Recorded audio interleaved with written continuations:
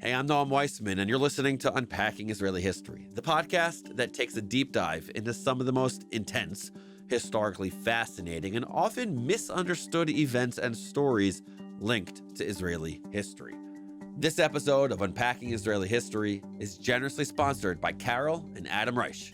If you're interested in sponsoring an episode of Unpacking Israeli History, or even just saying what's up, be in touch at noam@jewishunpacked.com.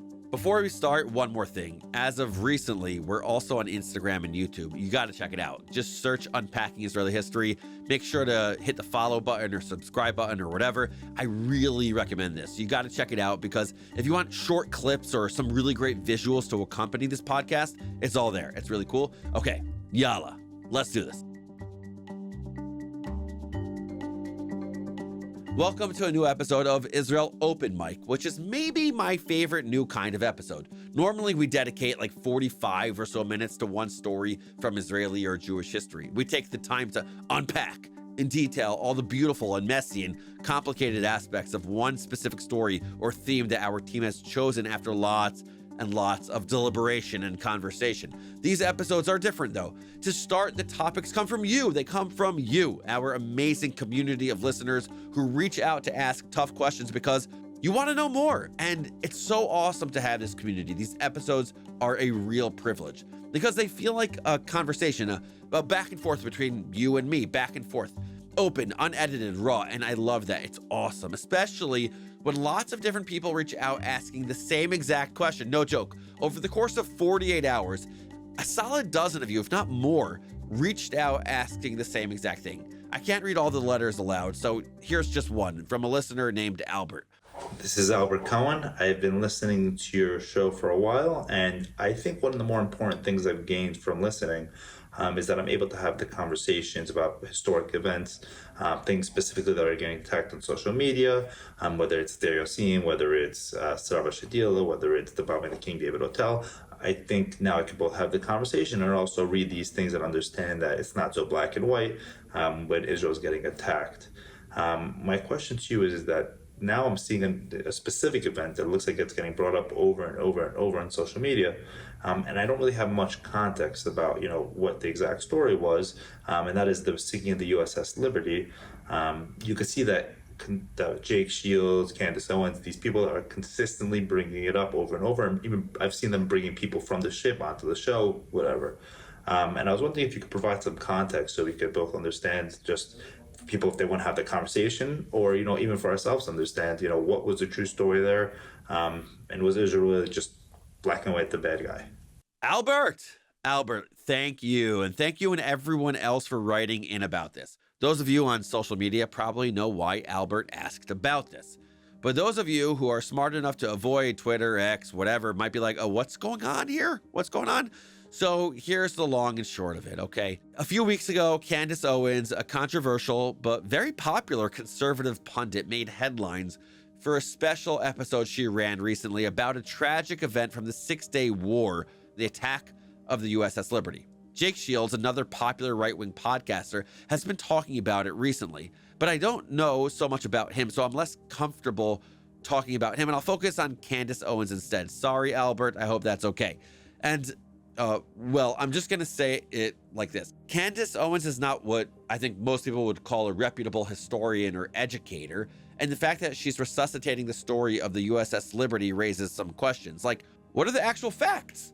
The facts of the story, and why is it being brought up now? And why should we care about debunking Candace Owens, who, as I've said, is nowhere close to someone who would be regarded as a reputable historian or educator? So in this Israel Open Mic episode, we're going to answer those questions, starting with number 3. Why should we care what Candace Owens has to say?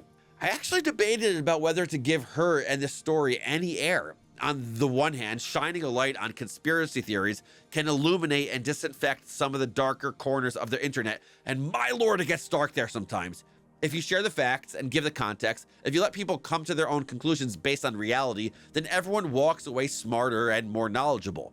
Truth wins, lies wither, the tsunami of Jew hatred gets a little bit smaller, but sometimes addressing some of the wilder claims, including, I'll just say it now, conspiracy theories, can backfire. Conspiracists and provocateurs thrive on attention. They love it. The more airtime we give them, the louder and more persistent they get. Sometimes in addressing their nonsense, we accidentally spread it further, and so I struggled. Did I want to make that gamble? If I addressed Candace's conspiracy theories, would I accidentally be spreading them further? Put another way, did I want to feed the troll? This isn't a one-and-done dilemma, by the way. I've been struggling with this question for years. There's no shortage of controversial topics in the public square right now, like BDS, aka the Boycott, Divest, Sanction movement against Israel, like Holocaust deniers. Fun story, by the way. When I was a senior, my high school brought in someone pretending to be a Holocaust denier to see if we would know how to respond. It didn't go well. Don't get me wrong, the intentions were good, but it actually just confused and intrigued impressionable 17 and 18-year-olds. Why even expose high schoolers to lies, distortions, omissions, and half-truths? Why make them doubt what they already know to be true? Okay, maybe this wasn't such a fun story after all, but I got what they were trying to do. So every time some new unhinged conspiracy theory announces itself on social media, I wonder, does this even deserve the dignity of a response?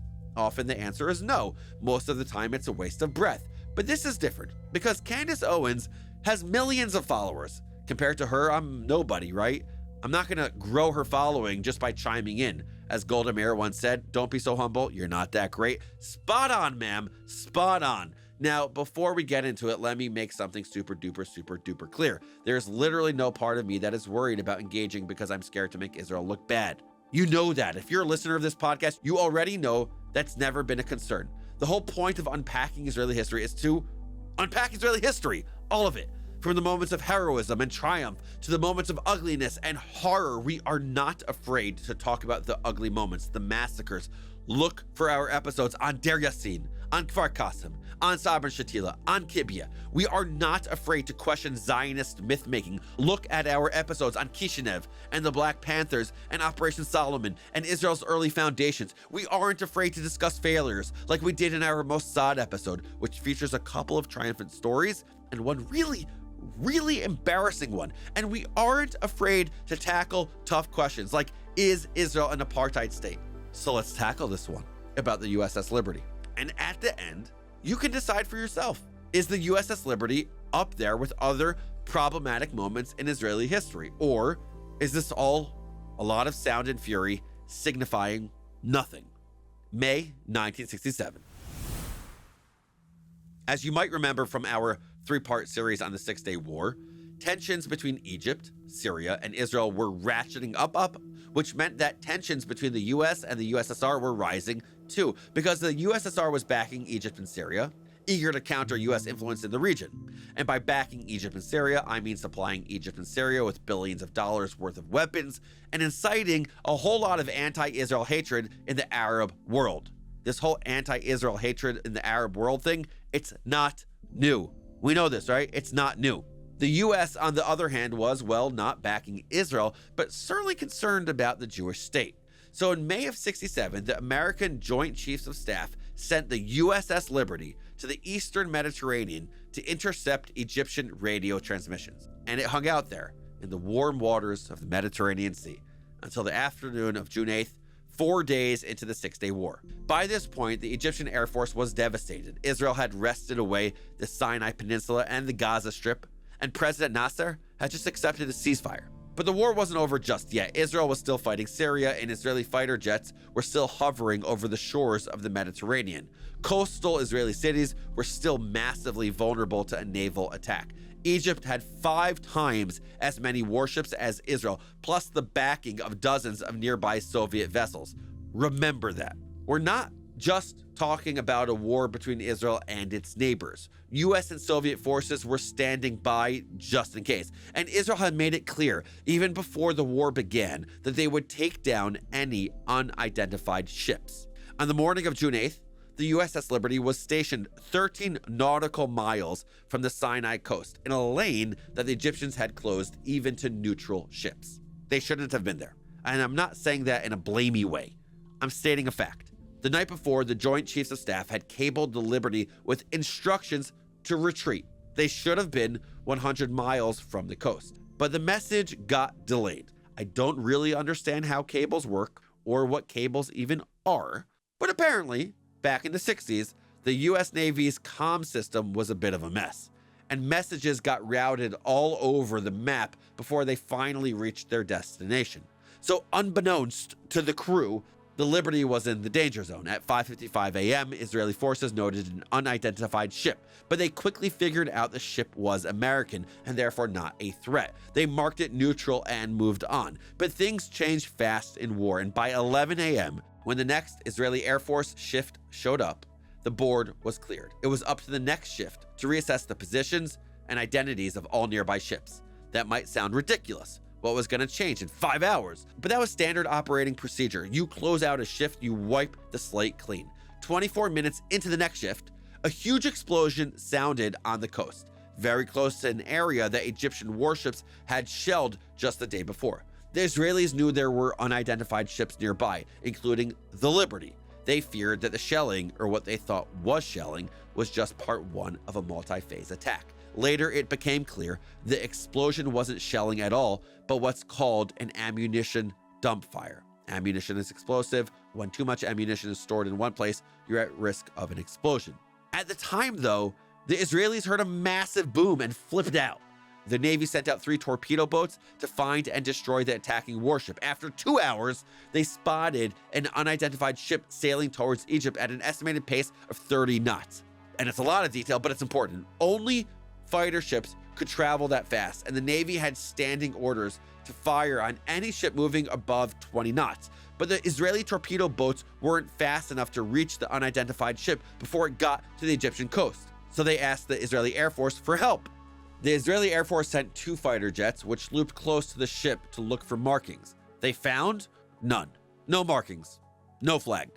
The Israeli Air Force intelligence chief even called up the American naval attaché to ask if this unidentified ship might be the Liberty, but the attaché said, and I'm paraphrasing here, not sure, I don't know the Liberty schedule. It was 2 minutes to 2. The jets were given the signal. They unleashed their cannon shells. In a matter of seconds, 9 unsuspecting Americans were dead. The Liberty's frantic crew immediately radioed for help, but no one was answering, not even when the second wave of fighter jets arrived with their payloads of napalm. The ship was in flames, its hull pocked with hundreds of holes. Israeli boats drew near signaling AA, identify yourself. But after the bombing, the Liberty's equipment wasn't working. All they could do was repeat the signal, AA, identify yourself. It was the same response that the Israelis had gotten years earlier during the Suez Canal crisis from an Egyptian destroyer. That confirmed it. This had to be the El Qasir, an Egyptian ship. And then the Liberty started firing. The shots didn't do much damage to the Israelis, but they did damage the Liberty because the Israelis took shots as confirmation that they were dealing with an enemy. So they released 5 torpedoes, only one of which struck true. In an instant, another 25 Americans were dead. The Liberty was broken, half sunk, aflame. Israeli ships closed in for the kill. That's when they realized their mistake. The ship's lifeboats were marked with the signs of the US Navy. On its side were the Latin letters GTR-5, which designates American spy ships. And at 3:30 p.m., the ship's identity was finally confirmed. Israel had fired on an American ship, killing 34 and wounding hundreds more. And now we come to the crux of the question, the point on which the conspiracies hinge. Did they really not know that Liberty was American? After all parties agree that the Liberty was flying multiple American flags. True, the first wave of the flags knocked down one, but the crew raised another, bigger one, after that. Everyone also agrees that the Liberty was marked with Latin script, not Arabic. So what do these 2 facts mean? Well, not a lot. Israeli jets were flying 3,000 feet in the air as fast as 800 miles per hour. At that distance, you miss things like fluttering American flags or even American markings. And the Latin markings didn't mean that much. Sure, they weren't in Arabic or Cyrillic script, but how hard is it to paint some English as a decoy? But it was no decoy. The Israelis had fired on an American ship, killing 34 and wounding 171. Immediately, they sent helicopters to help rescue the survivors, but the captain of the Liberty sent them away. The apologies began pouring in.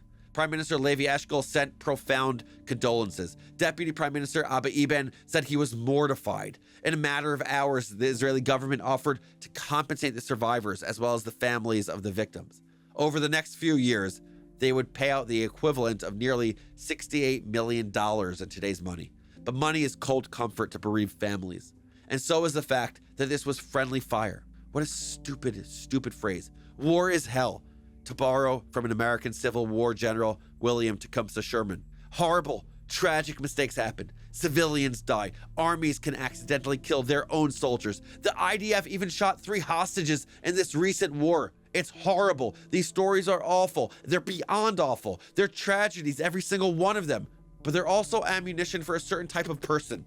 Because there's sadly no shortage of people who believe that the IDF kills its own, that those hostages were killed on purpose, and beyond that, that October 7th was staged, that the USS Liberty was attacked on purpose, that the Israelis jammed the Liberty signals, ensuring no one could save it. Some of those people are survivors of the attack, and they don't buy the American and Israeli inquiries who ruled the attack as a tragic accident.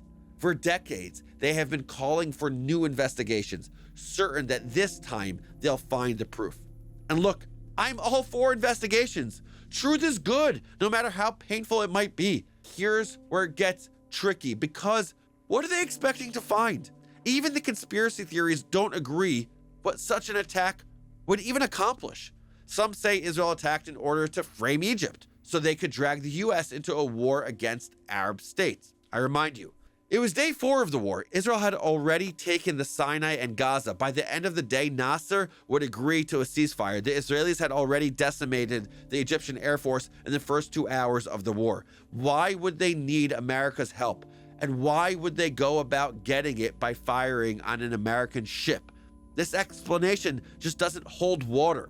Others say that President Lyndon B. Johnson had planned the attack along with Israel in order to boost his chances in the next election. I can't even parse that one because it makes absolutely no sense. Absolutely no sense, so I'm just gonna let it go. Some say that Israel merely wanted to spark a third world war, to which I say, really? Really? If they really wanted that, they would have attacked a Soviet ship. They would have used the nukes they may or may not have. They could have done a million things to spark a third world war if they wanted to. But also, and I know this is a crazy question, why would they want to do that? Seriously, why would Israel want to do that?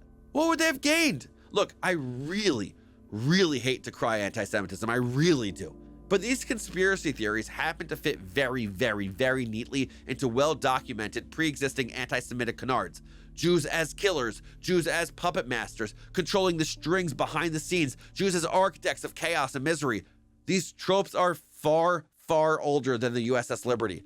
In their earliest iteration, Jews are murderers who killed God's son.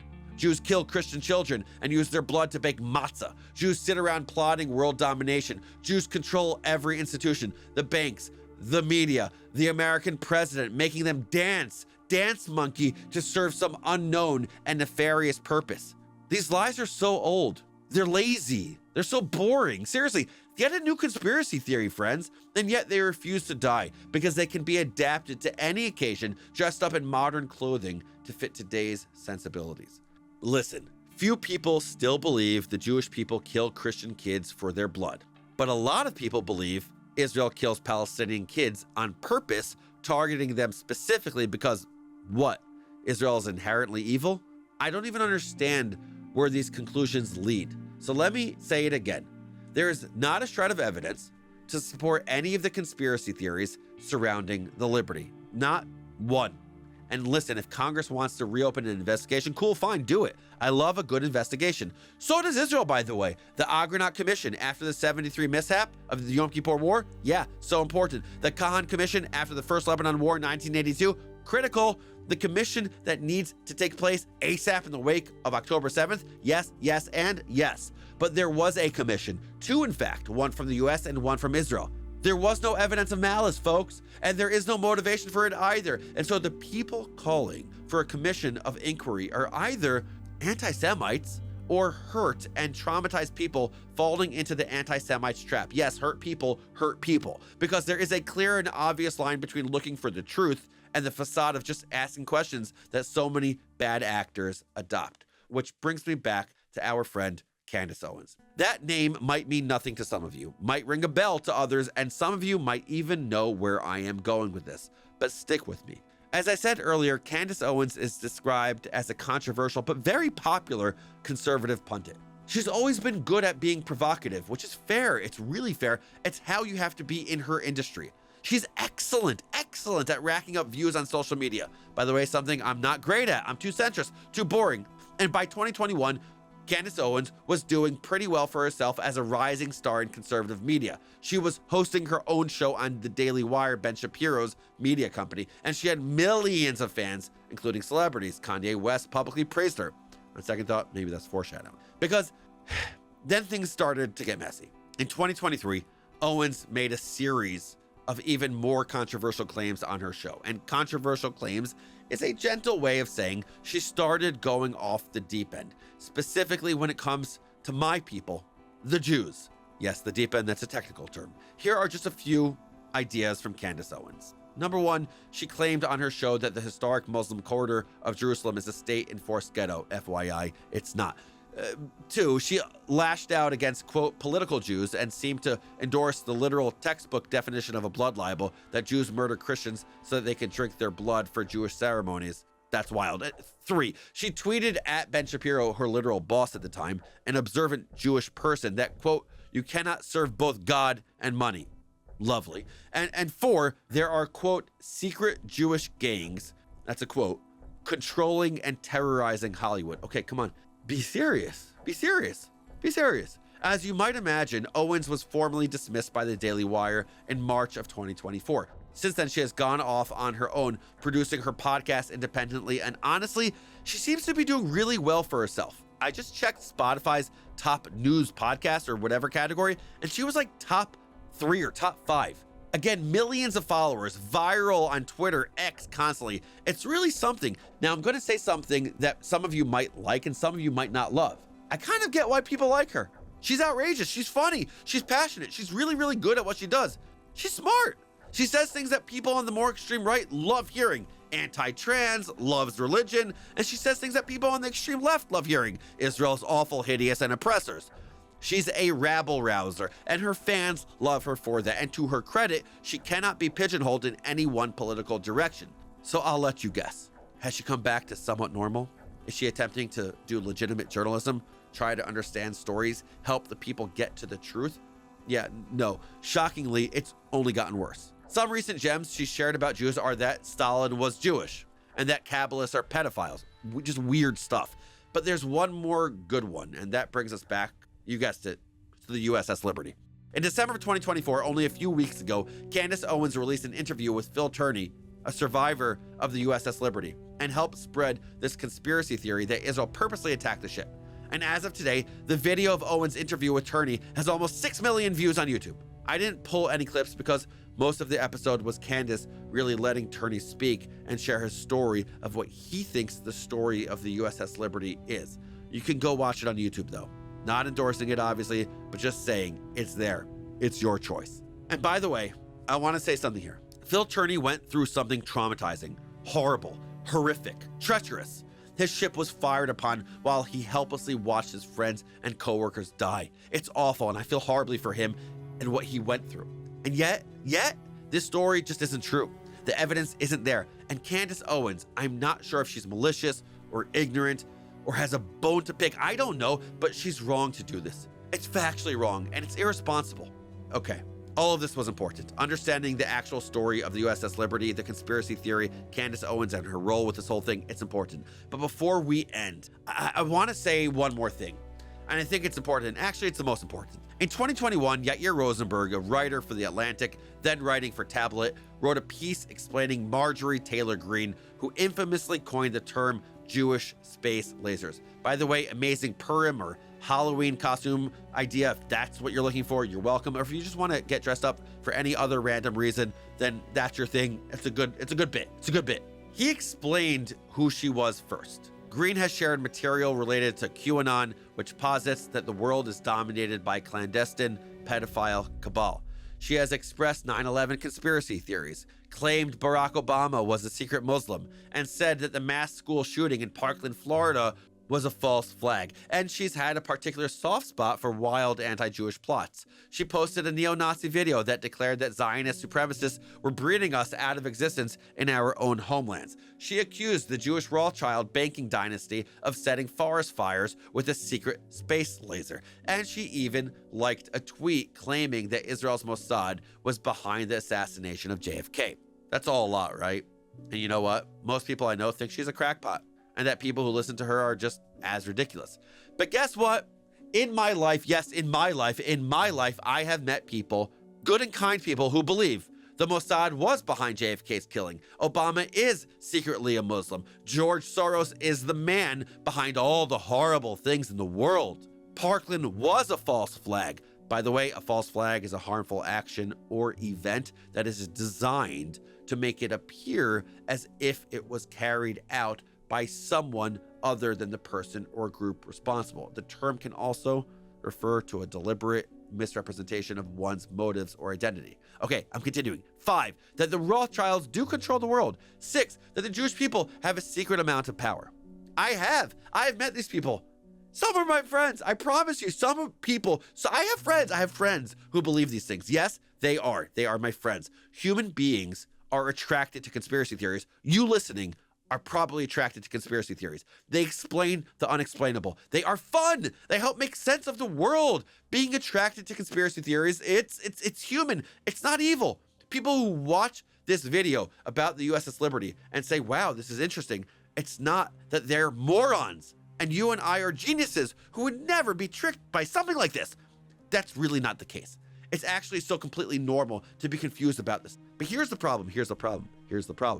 Yair wrote something that I always find myself saying. As long as there are conspiracy theorists seeking scapegoats to blame for the nation's problems, there will be anti-Semites. That's because anti-Semitism is the world's biggest and most durable conspiracy theory. It constructs itself as the ultimate explanation for how the world works and blames powerful, shadowy Jewish figures for all problems. Again, that's because anti-Semitism is the world's biggest and most durable conspiracy theory. In other words, Rosenberg says, you might start out as a free agent conspiracy theorist with no particular problem with Jews. You might be into the faked moon landing or Roswell, New Mexico, or the earth is flat or anything else.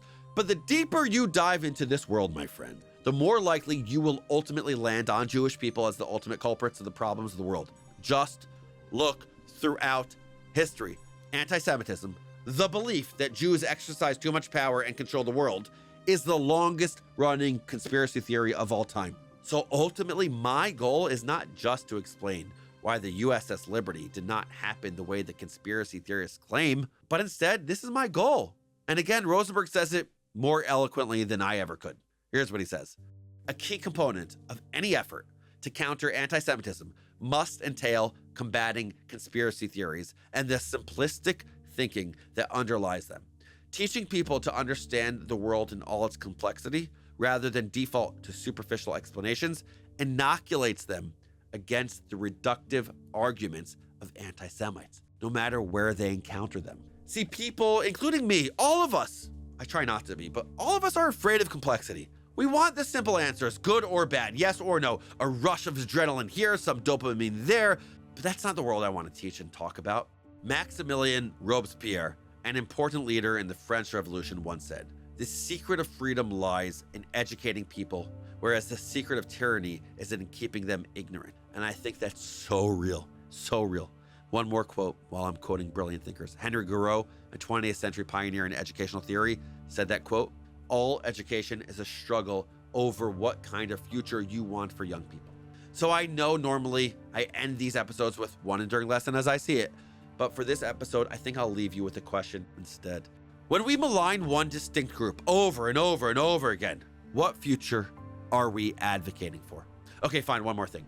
Never let anyone cause you to doubt your own self-worth, your own story. Never let anyone, no matter how charismatic and charming and smart, make you believe theories that you know are just there to make you second-guess yourself and your people and maybe another people's people. The cynic tries to get you to think they are so smart. They're so smart. But sometimes that cynic is just trolling and getting attention, not leading and making an impact. Yes, always explore your history. Yes, ask questions. Yes, recognize that your story has good, bad, and ugly.